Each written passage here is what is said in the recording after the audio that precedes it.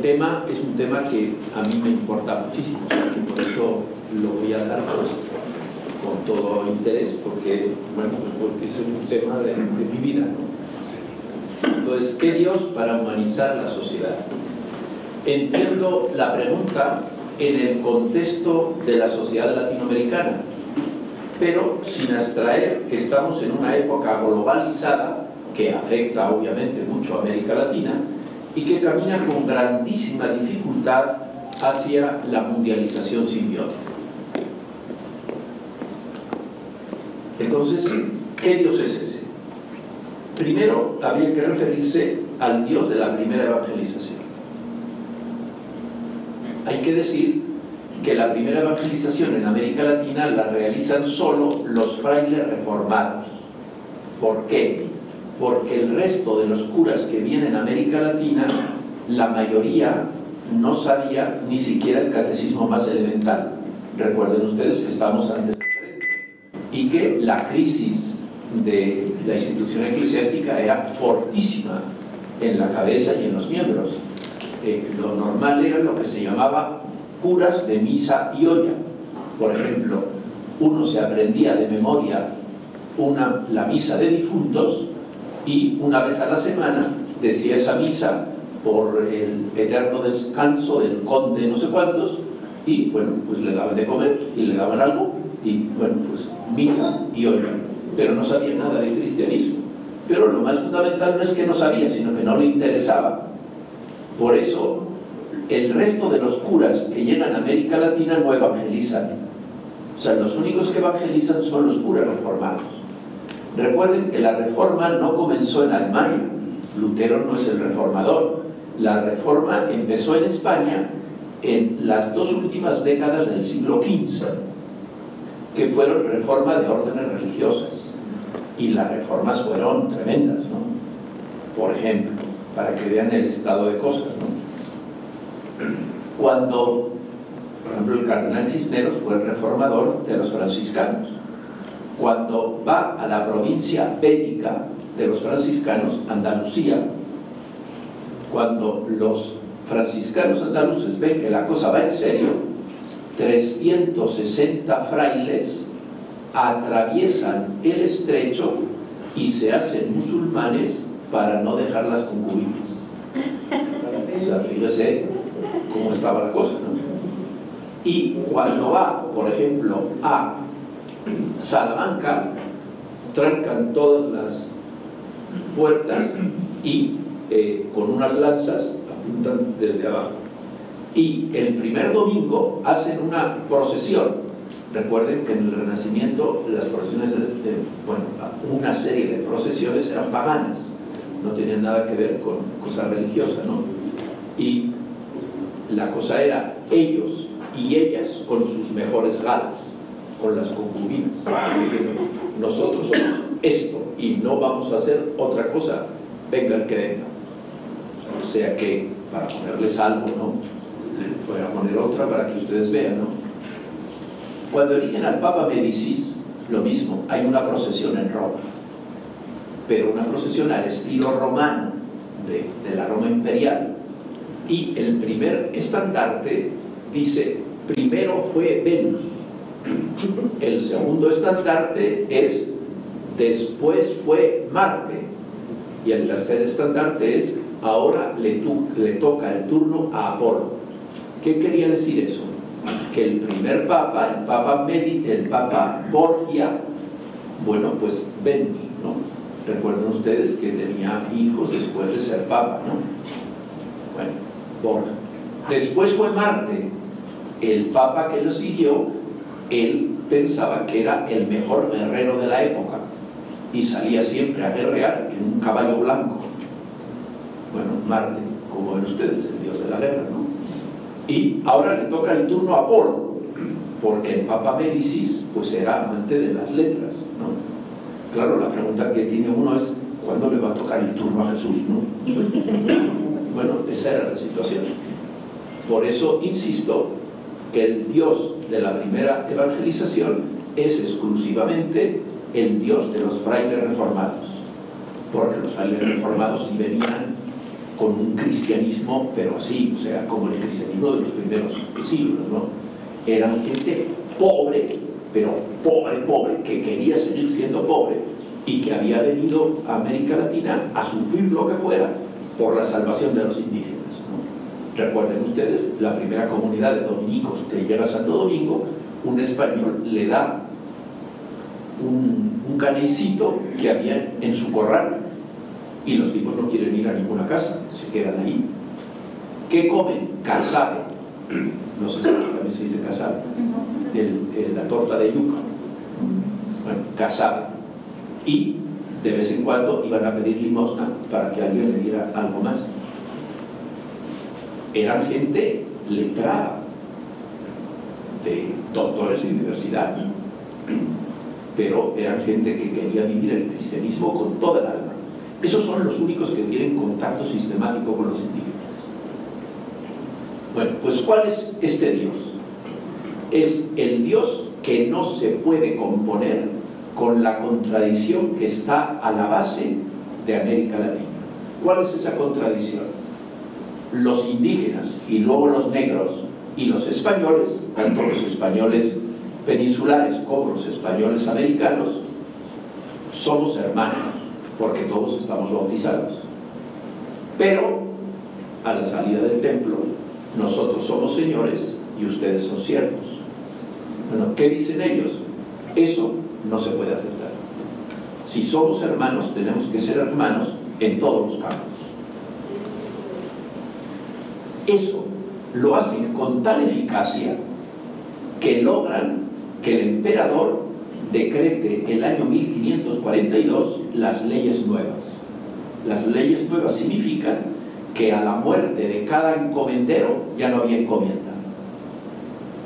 La encomienda es lo que luego pasará a ser los peones de hacienda, que vivirán pues en un régimen pues realmente servil. Pero ¿qué pasa? Los criollos no lo aceptan y los criollos del Perú matan al virrey y hacen una guerra civil. Recuerden ustedes que en el sur no había habido ninguna batalla. En México sí se da la mayor batalla que había habido en la historia. 75 días y combatiendo 200.000 contra 180.000. Eso no había existido en ningún sitio de la historia. Pero en el sur no hay ninguna batalla. La única batalla es la de los españoles contra los españoles. Para los indígenas eso era increíble. Estos tipos acaban con nosotros y ahora se están matando ellos mismos. ¿Esto qué les pasa? ¿No? Pero los criollos mexicanos tienen más. ¿Qué hacen? Sobornar con fortísimas sumas de oro a cada uno de los consejeros del rey. Y por eso los consejeros del rey le van insistiendo al rey que eso no se puede dar en América Latina, y acaban siendo derogadas las leyes.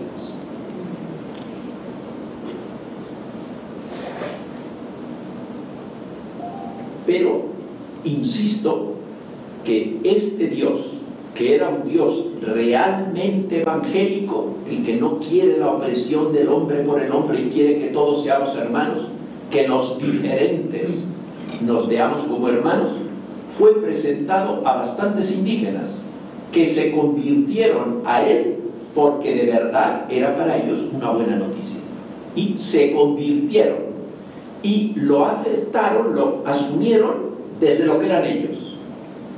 Y de ahí viene el cristianismo popular, que es un cristianismo que tiene mucho de elementos pues, de su propia cultura.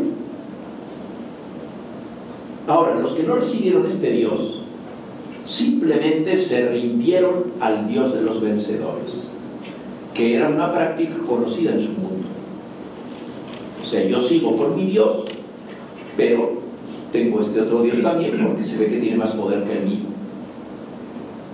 Por eso nos dice Puebla que tenemos que empatar con las semillas que nos dejaron estos primeros evangelizadores. Realmente que fueron evangelizadores y que el Dios que presentaron era pues este Dios, ¿no? Les voy a poner otro ejemplo. de la parte ya de Perú. Un jesuita va a una comunidad indígena a dar una misión y les están diciendo cosas tan distintas a las que ellos estaban acostumbrados que un domingo lo llaman a una ciudad de españoles. Recuerden ustedes que había ciudades indígenas que no podía entrar ningún español y ciudades de españoles para que dijera misa. Bueno, va allí y un indio ladino es que sabía castellano, no latino, que sabía castellano, ¿no? Le sigue sin que él se dé cuenta y escucha el sermón detrás de la columna. Cuando él escucha, sale y va donde su comunidad y le dice: todo lo que nos diga el Padre lo tenemos que hacer. Porque claro, aquí nos hablaban nosotros cosas muy bonitas, pero claro, yo me preguntaba, y cuando esté con los españoles seguirá hablando lo mismo. Todo el rato ha estado hablando mal de los españoles y bien de nosotros. Luego entonces nosotros le tenemos que hacer caso, ¿no ven? Este es el asunto. O sea, estos tenían una opción pero clarísima, y por eso cuando tenían contacto con ellos sí se pasaban al Dios del Evangelio. Ahora vamos al Dios de la cristiandad latinoamericana, porque la primera época, esta de la evangelización, se acaba a medida que va entrando el Concilio de Trento. Para ponerlo como emblemáticamente, podríamos decir que en los sitios más habitados dura hasta los concilios, tercer concilio de Lima y un año después de México. O sea, el de México es un año después, 83, el otro es 81, 82, 1500 todavía. Pero en las regiones más periféricas pues dura hasta los años 30 del siglo XVII. Y ahí viene el Dios de la cristiandad latinoamericana. Este Dios, en el mejor de los casos, disolvió la contradicción distinguiendo los campos. Todos los que vivimos en esta América somos hermanos en el ejercicio cristiano específico, que es el ejercicio religioso, y señores y siervos en la vida social. O, en otra versión, todos somos hermanos en el alma, pero los indígenas y los negros son siervos en el cuerpo. Esa fue otra manera de estudiar. En ambos casos, de hecho, se aceptó la condición servil de los indígenas y la esclavitud de los negros.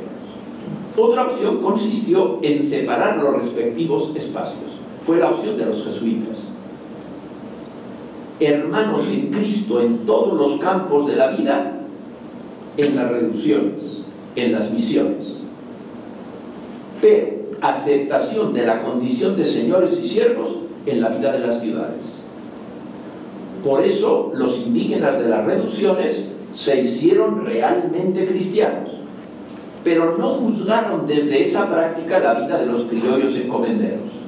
Simplemente ellos no aceptaron misionar donde había encomenderos. Por eso en las misiones sí fue el mismo Dios evangélico del que hemos estado hablando.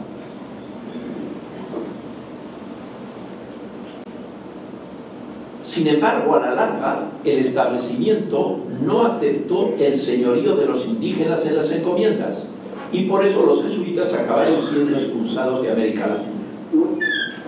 Hay que decir que para no pocos criollos, la condición de hermanos fue tan absolutamente residual que lo único que contó para ellos fue el ejercicio del señorío. Por eso, en la práctica, su Dios fue el que coronaba y respaldaba el sistema, aunque no aceptara sus abusos. Un Dios incompatible con el de los evangelios, que sin embargo moldeó en gran medida el ambiente. No se notó tanto esta contradicción porque como reacción a la reforma no se entregó la Biblia al pueblo. Recuerden ustedes, la Biblia fue de los primeros, para poner una cosa paradigmática. El fraile Valverde le acompaña a Pizarro. El fraile Valverde era un fraile reformado, y cuando viene el encuentro con Atahualpa, ¿qué le dice el fraile Valverde? Nosotros solo queremos darle al verdadero Dios. Este está aquí. Y le muestra la Biblia. Y le empieza a hablar.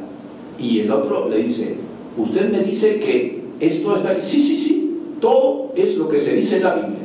Bueno, démela. Entonces le da la Biblia y el otro se la pone ahí. Como no oye nada, obviamente, bota la Biblia. Y entonces, ha botado la Biblia. Y entonces ahí tiene cuando lo ponen preso. O sea, viene a ser claro, de hecho es un hecho tosquísimo. Pero lo recalco en que para estos frailes no existía la doctrina cristiana o los ritos, existía todo eso, pero no era lo fundamental, eso era secundario. Ellos venían a darle la Biblia y sobre todo el Evangelio. Pero después de Trento, la Biblia no existió. Hasta el Concilio Vaticano II. Les voy a poner mi ejemplo. Yo conocí a los jesuitas en sexto de bachillerato y a mí me gustaba mucho leer. Entonces me dijeron ellos, me nombraron bibliotecario y me dijeron que qué me parecía la biblioteca del colegio. Y yo le dije que me parecía bastante mala.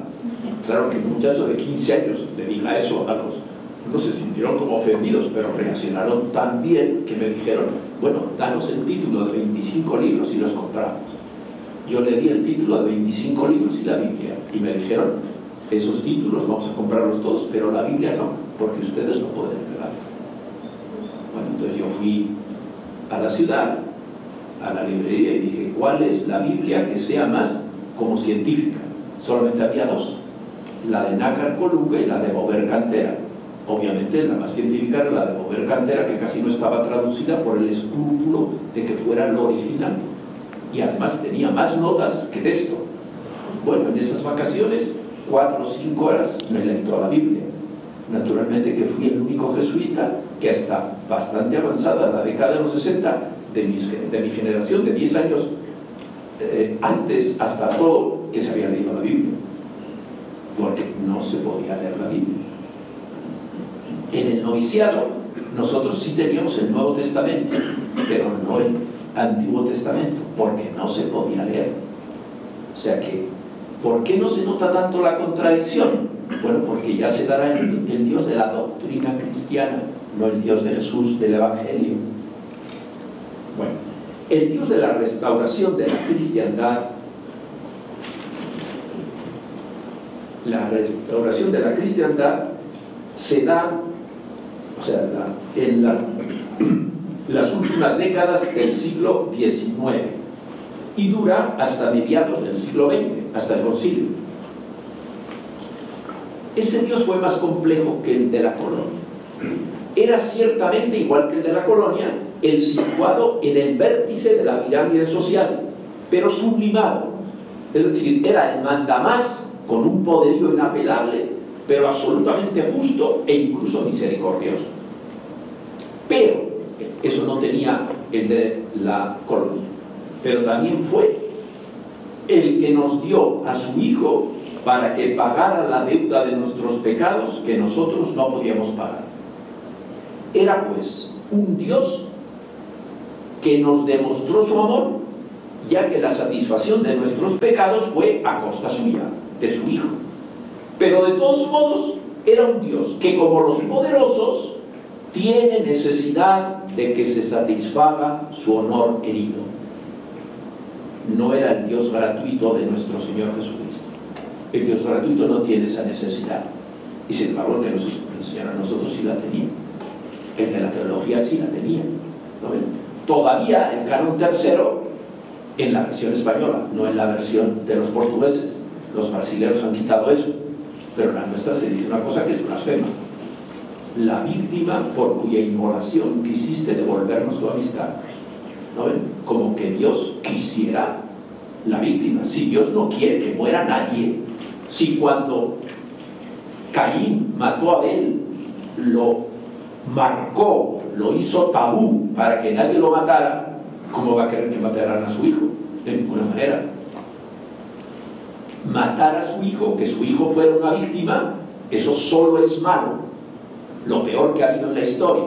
¿Qué fue lo bueno? La manera como Jesús vivió su pasión y muerte.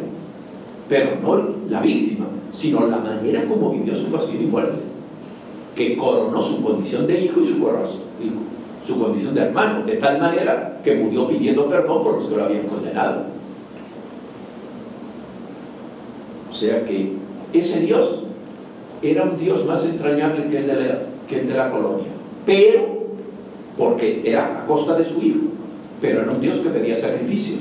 No, el Dios de Jesús es un Dios gratuito. Vamos con el Dios del Vaticano II. ¿Cuál es el Dios del Vaticano II? Así lo teorizó Pablo VI. El Dios de la humanidad, el Dios y Padre de nuestro Señor Jesucristo, que nos ama tan incondicionalmente que nos entregó a su Hijo, que se hizo no solo un hermano, uno de nosotros, sino nuestro hermano incondicional, que nos lleva en su corazón y que pidió perdón en el Jordán en primera persona de plural, y al subir del río vio que el cielo se rasgó, es decir, que su Padre había aceptado su perdón, y que por eso en adelante se dedicó a hacer presente esa buena nueva de que ya estábamos perdonados y constituidos en Él en hijos de Dios. La consecuencia es que en Jesús todos somos hermanos y que por tanto tenemos que aceptarnos y portarnos como hermanos. Si Dios es el Dios de la humanidad, todos somos hermanos. El Dios del concilio, el de la humanidad que tiene su cifra en Jesús de Nazaret, sí fue el Dios de los evangelios. Por eso la Dei Verbum remontó cualquier doctrina, precepto y rito y fundó todo en la Sagrada Escritura, sobre todo en los evangelios, que dice que son su corazón. Ese fue el paso grandísimo, y por eso insistió que había que leer la Biblia, lo contrario de todo lo que se dijo en esos siglos. El Dios de la humanidad es un Dios lleno de simpatía y de misericordia, un Dios que echó la suerte de modo incondicional con los seres humanos, tan incondicional que, diríamos humanamente hablando, tuvo mala suerte, le tocó la mala suerte, no la buena suerte, y lo aceptó. Ahora vamos con la impronta latinoamericana de ese Dios del concilio. Es lo que se expresó en Medellín y Puebla. Todos los estudiosos están de acuerdo en que Medellín fue la recepción más autorizada y profunda del Concilio Vaticano II. O sea, en ninguna otra iglesia de Europa o de Asia o de África o del norte de Estados Unidos y Canadá se hizo esta recepción tan honda y tan creativa del Vaticano II. Eso luego lo refrendó Puebla, y tiene un mérito enorme, porque el vivir según Medellín había traído ya asesinatos, y sin embargo lo refrendó. Y el Vaticano II estaba en otra onda, porque aunque Juan Pablo II era una persona muy avanzada en lo social, sin embargo le metieron la idea de que lo que se estaba haciendo en la iglesia latinoamericana era comunista, y por eso se dedicó a poner a gente que estuviera totalmente en contra de Medellín y Puebla. Lo más clamoroso y triste fue lo de Brasil. La primera condición para ser un obispo a Brasil es que estuviera en contra de Medellín y Puebla, y que estuviera en contra de la Conferencia Episcopal de Brasil. Por ejemplo, para poner el caso más paradigmático, la elección del sucesor de Helder Cámara era para acabar con lo que había hecho Helder Cámara. Como ven ustedes, un pecado contra el Espíritu Santo, ¿no? Terrible, terrible, ¿no? Pero eso pasó así. Y fíjense, sin embargo, Puebla, yo estuve allá, vinieron todos los cardenales de la curia, y vinieron como para decir, epa, aquí nosotros somos los que damos el tono, ¿no? Pues no, los obispos tuvieron libertad evangélica para decir lo que les parecía, y por eso, por 5 veces, dice el texto, reafirmamos las opciones de Medellín, nos situamos en la onda de Medellín, pero en muchos aspectos lo hacen mucho más concreto. Bueno, entonces, ¿qué es lo característico de esto? Pues lo característico es lo que dice el título. ¿Qué dice el título de lo que me han pedido que hable? ¿Qué Dios para humanizar la sociedad? Esto es lo típico de la iglesia latinoamericana. Cuando toda la iglesia occidental estaba con el problema de la secularización, Dios o no Dios, ¿qué dice la iglesia latinoamericana? No, lo importante no es si Dios o no Dios. Hay una pregunta anterior. La pregunta es ¿qué Dios? Porque hay dioses que si existieran, pobres de nosotros. Y porque muchos ateos son ateos de dioses que no existen. Esto, el concilio sí lo dice en una frase, que el ateísmo, la culpa del ateísmo la tenemos en buena medida los cristianos que hemos presentado imágenes de Dios que son incompatibles con el ser humano. Para mí, el caso más claro de todos es el de Sartre. Sartre es antiteísta furibundo y en su libro autobiográfico, Las Palabras, nos dice por qué. Dice una vez que se encuentra con Dios y lo insultó terriblemente y lo mandó al... Bueno, ahí. ¿Por qué? Porque para él el Dios que se le había presentado era la mirada que lo reducía a objeto. Claro, la conciencia de ser un sujeto, yo no puedo aceptar un Dios que me reduzca a objeto. Ahora, ¿qué hay que decir? Ese Dios, claro que no es el Padre de nuestro Señor Jesucristo, pero sí es el Dios que se presentaba en la catequesis. Yo todavía me acuerdo, el triangulito que se ponía así, el ojo, y ¿qué es lo que se decía? Mira que te mira Dios, mira que te está mirando, mira que vas a morir, mira que no sabes cuándo. Entonces, ¿qué es lo tristísimo de Sartre? Que no le han presentado el Dios que existe. Pero que diga que no a un Dios así, pues está muy bien. Yo también soy ateo de ese Dios, ¿no? Por eso, el que la iglesia latinoamericana se preguntara qué Dios es importantísimo. Porque no podemos dar por asentado que todos tenemos el mismo Dios y que ese Dios es el Padre de nuestro Señor Jesucristo. Tenemos que ver en concreto cómo es eso. En concreto.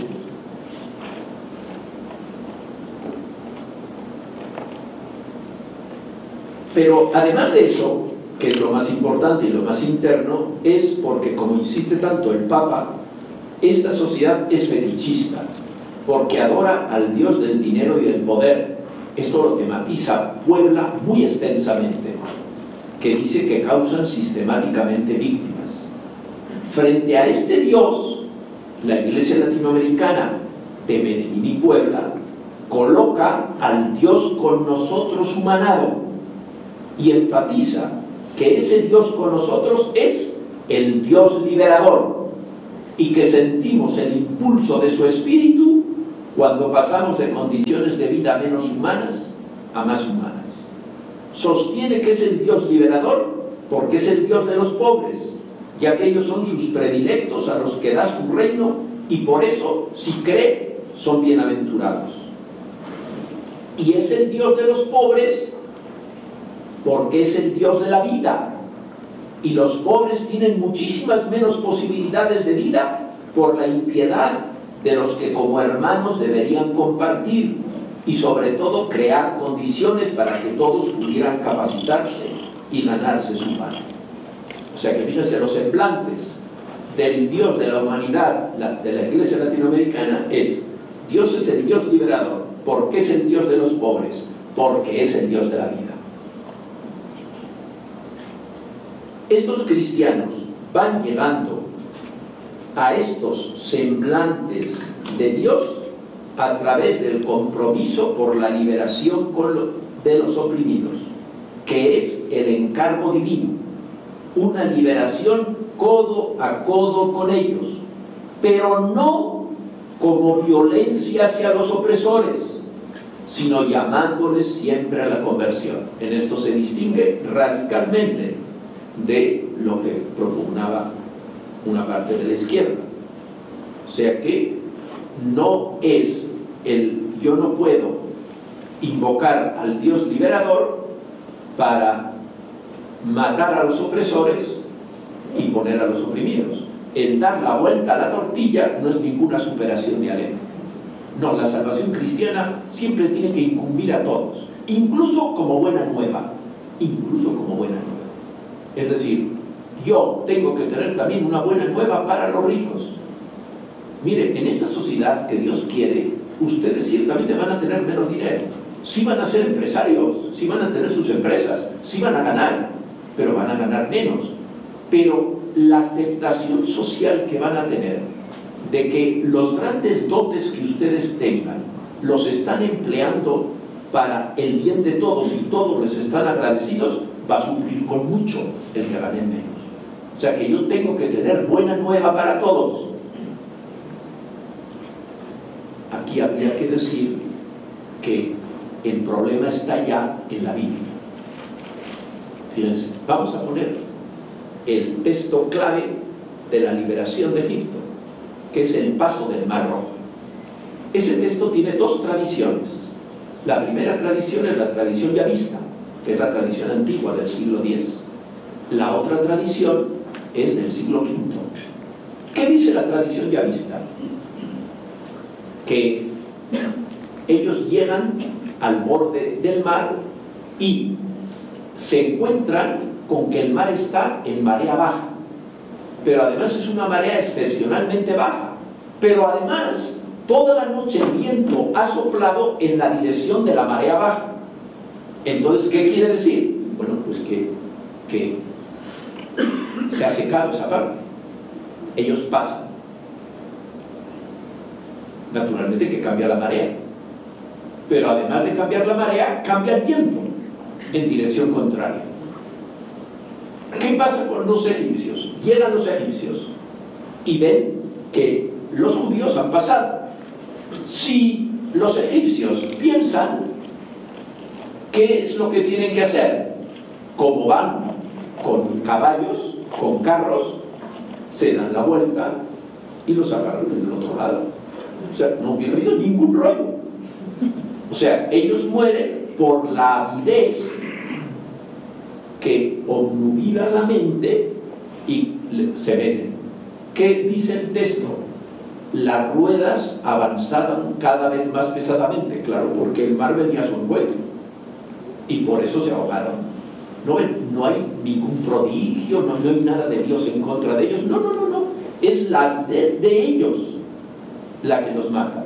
Ahora luego viene la otra tradición, que es, claro, la de las películas y la de todo eso, y por eso es la que está en el imaginario de la mayor parte de los cristianos. Es que hace así, y se hacen dos muros de agua, y pasan entre los dos muros, y que luego hace así, y ¡brum!, se junta a los otros. No, eso no tiene nada que ver con la realidad. Eso es la fantasía del siglo V. La realidad es la que dice la tradición yavista, que era lo primero que había en la Biblia. 5 siglos después se escribe el otro, pero 5 siglos después. Entonces, lo liberador es esto primero, no es lo segundo. Prodigios para matar a gente, eso no tiene nada que ver con el Dios de Jesús.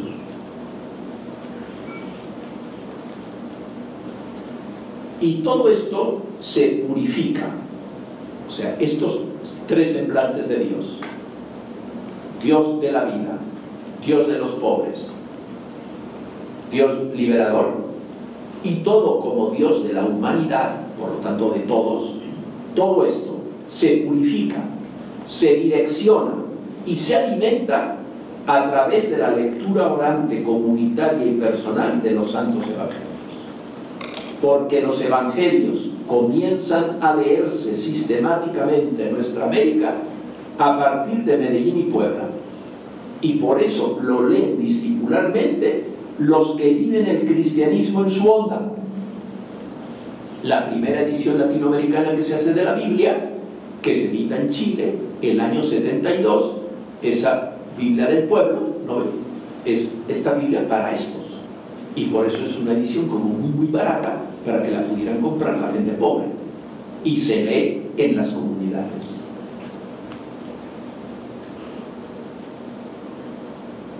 las comunidades insertas en medios populares, las comunidades de base que surgen de esta alianza entre gente popular y no popular en el seno del pueblo. Entonces, las comunidades que leen discipularmente los evangelios van alimentando este Dios, el Dios de Jesús, el Dios que trae Jesús. Esta es como la novedad como más duradera.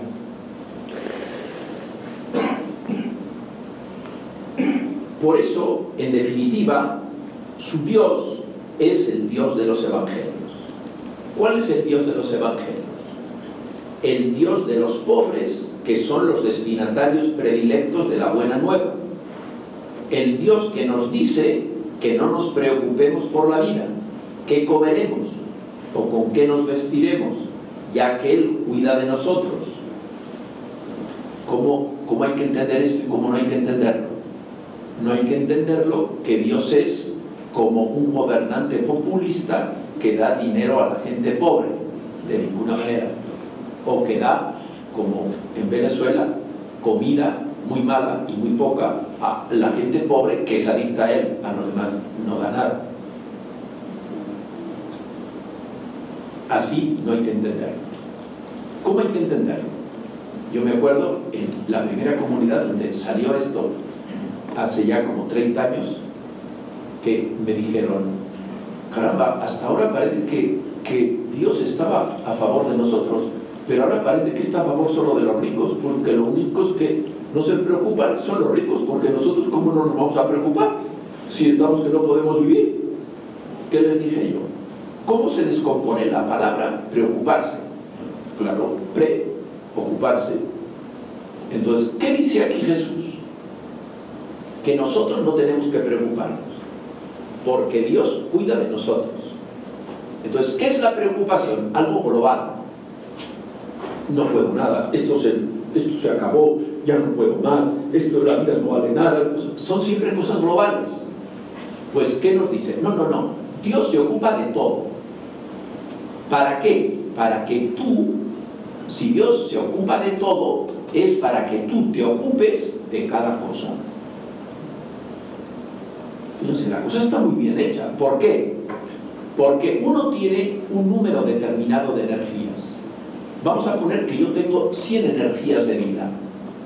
Si empleo en preocuparme 80 energías, naturalmente que no puedo ocuparme. Solamente con 20% de mis energías todo me va a salir mal. Ahora, si realmente me pongo en manos de Dios y solo empleo un 10% de las energías en preocuparme, las cosas me van a salir mucho mejor, porque empleo el 90% de mis energías en ocuparme de lo concreto. Porque lo que causa estrés es la preocupación, no el estar en cada cosa. ¿No ven? Esto es lo que dice Jesús. Si usted cree en Dios, no se preocupa. ¿Por qué? Porque Dios se ocupa de todo. Y por eso le deja a usted que se ocupe de cada cosa.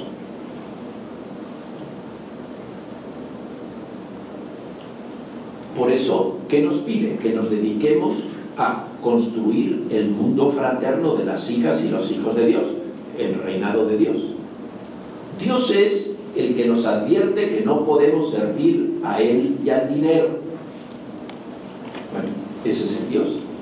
O sea que entonces el dinero está para servirnos a nosotros, no para servir nosotros al dinero. El dinero es útil, no es valioso. O sea que no se trata de estar en contra del dinero, sino de darle lo que vale y no lo que no vale. Lo mismo, Dios es el que sale a buscar a los pecadores y carga con ellos buscando su rehabilitación. Bueno, esto es lo que no se hacía en su tiempo. El pobre es el que estaba totalmente, el pecador, el que estaba desahuciado, y Dios lo rechazaba, Dios lo condenaba.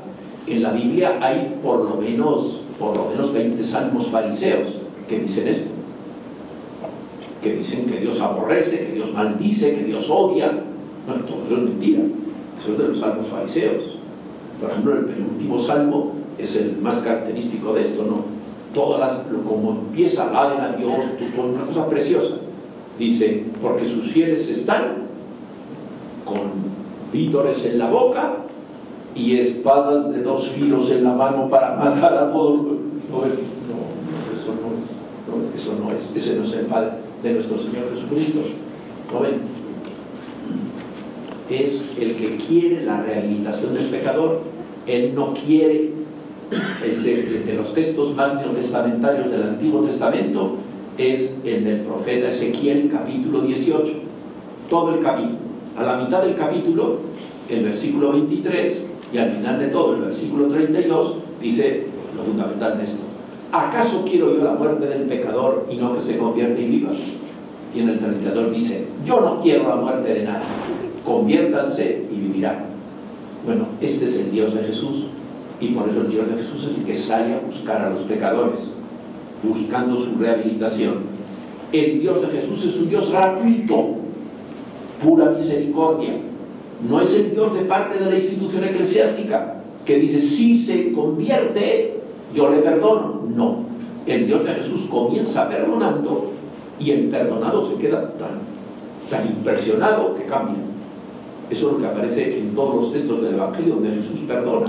En ningún sitio del Evangelio Jesús dice a alguien si se ha arrepentido. No, siempre les perdona y luego la gente cambia. Pero comienza perdonando, porque el Dios de Jesús es un Dios gratuito, pura misericordia. Quiere solo nuestro bien. ¿Y cuál es nuestro bien según el Dios de los Evangelios?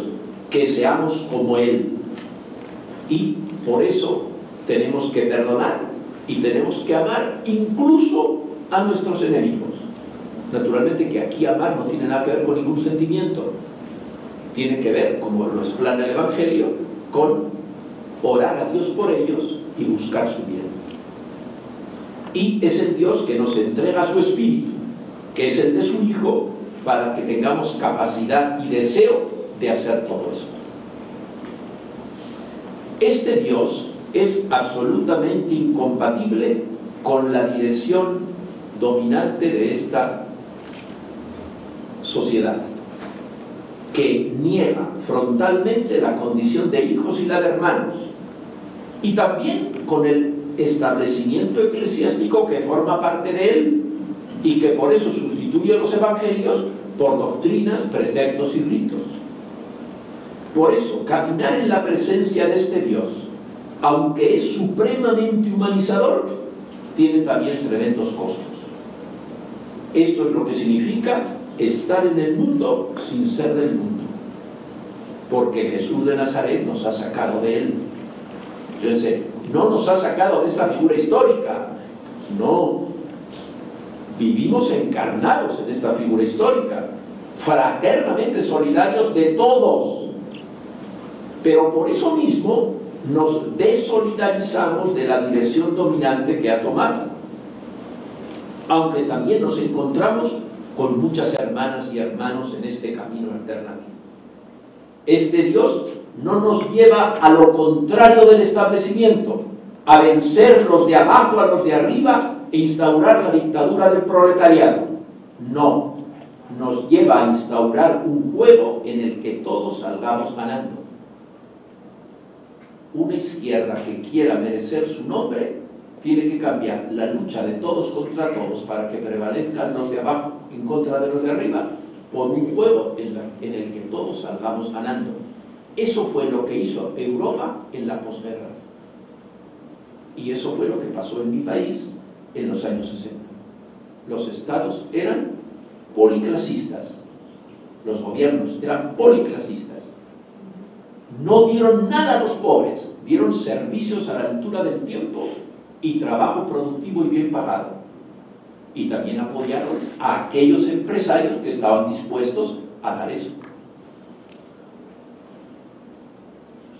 O sea que ese Dios me pide que entre en un juego en el que todos salgamos ganando.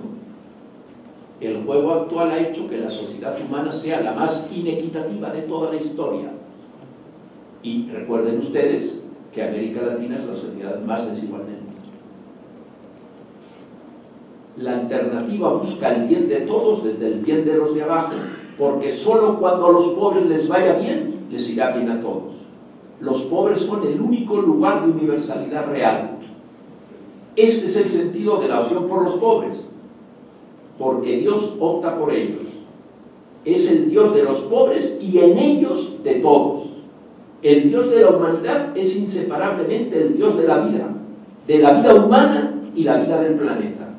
Un Dios buena nueva, que como su Hijo nos acompaña sirviéndonos discreta y gratuitamente, porque Dios y los ídolos no se diferencian muchas veces por su nombre, sino por el tipo de relación que entablan. Si en tu relación con Dios Él te resulta una carga pesada, es que te relacionas con un ídolo. Si en tu relación con Él sientes que es Él el que carga contigo y te lleva en su amor, te relacionas con el Dios verdadero.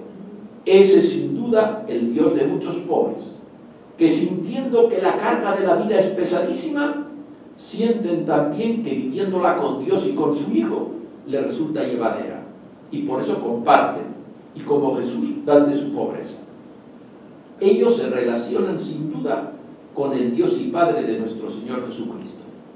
Dios quiera que Él sea también nuestro Dios. Que así sea.